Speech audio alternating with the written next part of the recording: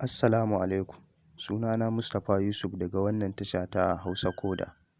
Kamar yadda kuke gani a rubuce, yau za mu tattauna insha Allahu akan yanda za ka hana masu private number kiranka a wayarka. Wasu suna rufe nambobinsu domin su kira mutane su ci musu mutunci ko kuma wani abu makamancin haka, musamman ma a wannan zamani da muke ciki. Amma kiran number da private numbers ko kuma hidden numbers, abinda ake nufi number da aka ɓoye, an ɓoye ta saboda wata manufa sai a kira ka da ita. Zan ba da ɗan misali a yanzu yanda nake amfani da waya.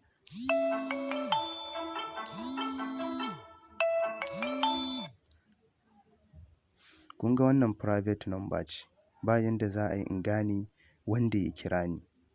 To amma ya za a yi idan na samu mafita na rufe duk wani kira da zai shigo wanda private ne ko kuma an ɓoye number?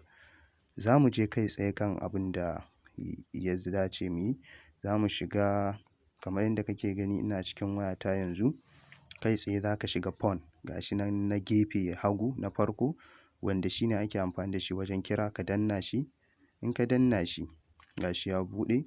Za ka ga ina da 9 mobile ko kuma MTN gashi nan. To a gefe na dama farko za ka ga akwai wani dot guda uku a tsaye, za ka shiga. To in ka shiga akwai blocked, akwai settings. Wata wayar a cikin settings blocked ɗin yake, sai ka shiga settings za ka ga blocked. To amma wannan wayar, kowace waya akwai tsarin operating system ɗinta yanda yake aiki, yanda aka tsara mata shi. To wannan blocked ɗin gashi nan, zan shiga blocked, na shiga blocked. A sama kuma za ka ga akwai settings.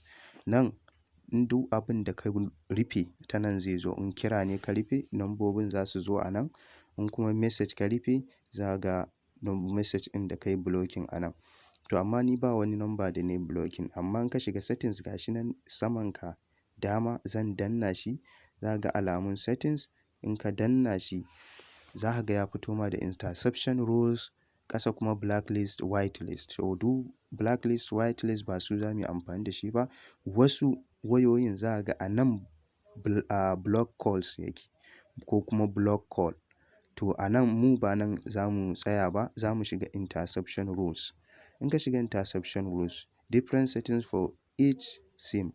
A'a, muna so mu yi applying ko kuma mu sanya wannan settings ɗin gaba ɗaya akan masu SIMs ɗinmu ne, duka layukanmu. To akwai block call block. Wannan call block ɗin shine za mu yi amfani da shi, ɓangaren shi kenan. In ka duba za ka ga akwai ɓangare guda uku a cikin shi. Block unknown or hidden numbers, akwai block all strangers, akwai block all incoming calls.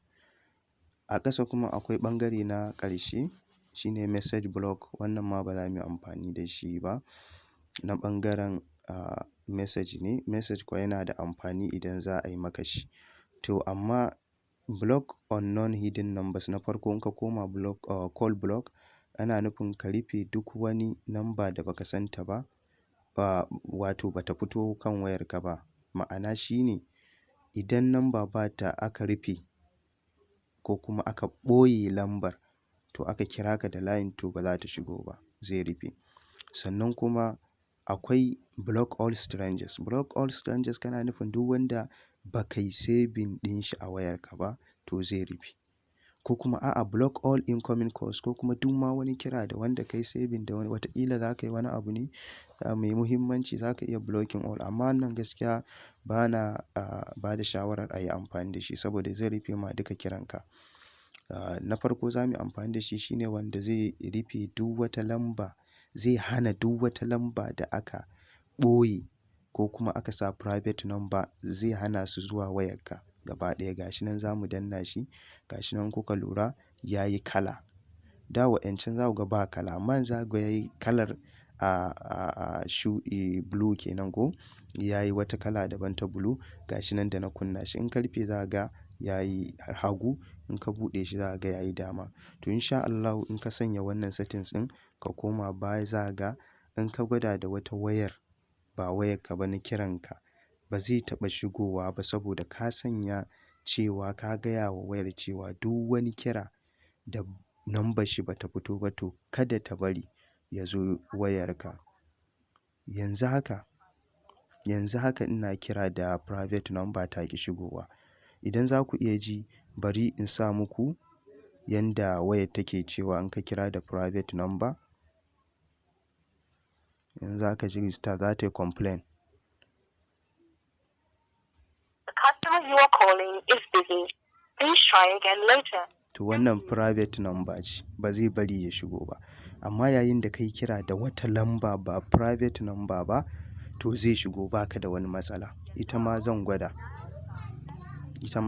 yanzu, za ku ga yanda za ta shigo. Saboda wannan yana da matuƙar muhimmanci don ka rufe kiranka, duk wanda yake da hidden numbers ko unknown ko private ba su shigo ba. Yanzu zan kira, za ku gani.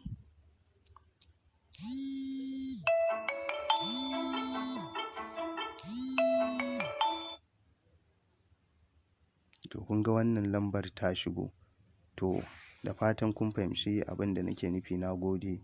Wassalam, ku huta lafiya. Na gode. Daga Hausa Koda.